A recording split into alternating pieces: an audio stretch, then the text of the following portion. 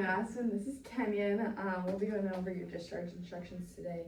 We just want to educate you more about your pulmonary embolism that you had and future signs of what to look for and how to prevent it. So here's some folders for you guys. Oh, yeah.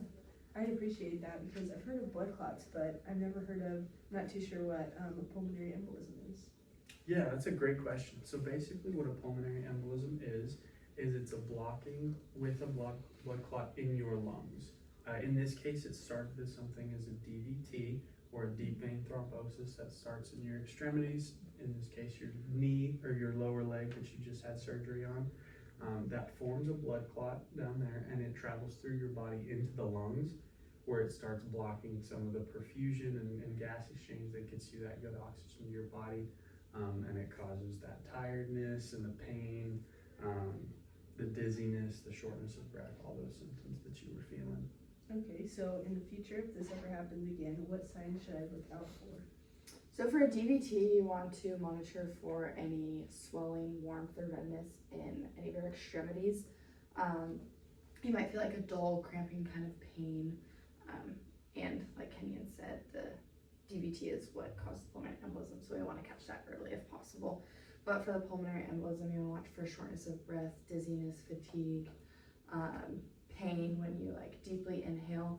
And then if you ever are like fainting or feel super short of breath, that's an emergency. You should call 911.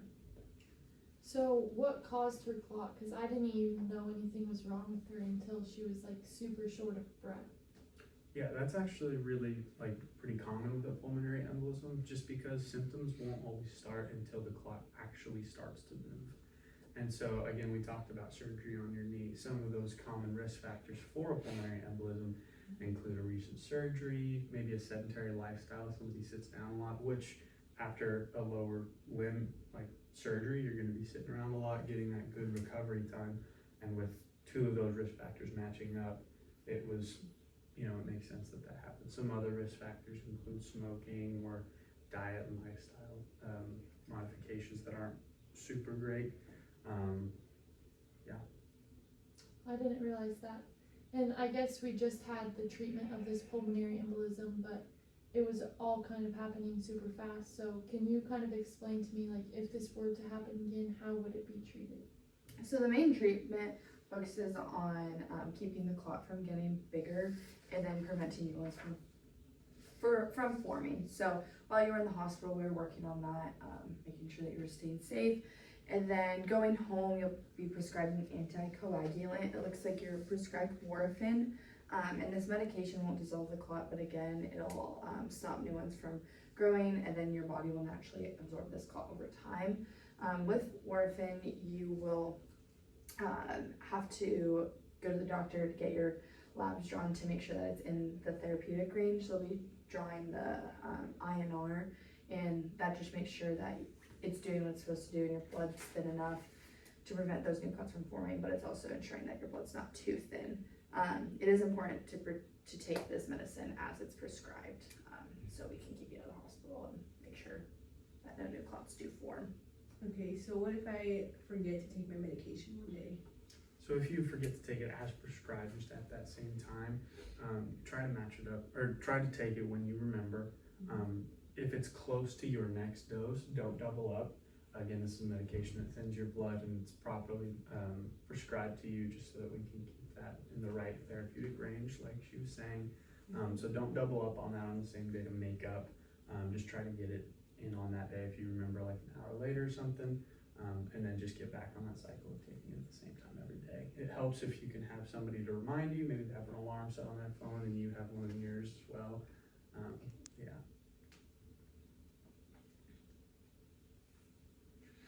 So when you are at home, there's a few things that you can do to lower the risk of another clot happening. Like Kenyon was saying, a lot of these are lifestyle factors, so staying active, try to walk or stretch every couple of hours, especially if you are taking long trips, or if you are like sitting on the couch for a while, make sure you're doing ankle pumps, or get up, do a few laps around your house.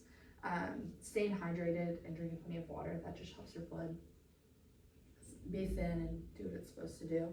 And then avoid sitting or lying for long periods. And again, if you do, like if you're on an airplane or in a car, or you need to sit on the couch, rest your knee, make sure you are doing those ankle pumps, or wearing things such as like compression stockings or SCDs. Those SCDs will help just like circulate the blood in your lower extremities. And then if you are a current smoker, we suggest that you try to quit, and then you should aim to maintain a healthy weight, whether that be through diet, exercise, those types of things. Okay, so I do like to go like on long walks and maybe do some weightlifting every couple days a week. So can I exercise while I'm on my blood thinner? Yeah, absolutely. It's actually encouraged as long as you start with that low impact walking. Going on a long walk it's a great example. Biking, swimming, those are other examples of like that low impact. We would want to avoid the going out on hill sprints and putting in a risk of injury while you're on these blood thinners. But yeah, absolutely, walks would be encouraged. I've heard from some of my friends that food can affect some blood thinners. Is that true?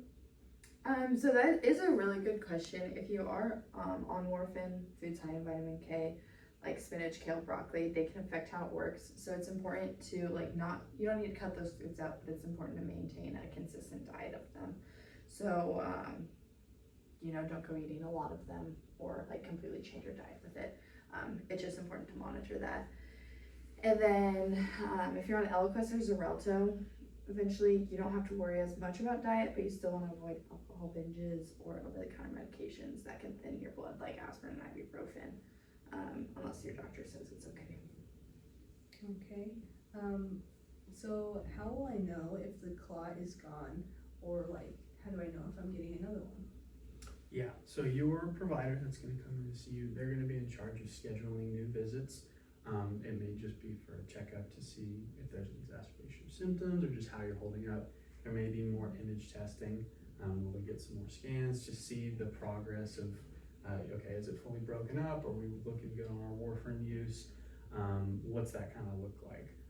But you don't need to wait for those scheduled checkups to get in if something's going wrong. Again, as she said, if you start feeling shortness of breath, pain in the chest, any of those familiar symptoms that you were feeling when you first came in, don't hesitate to call.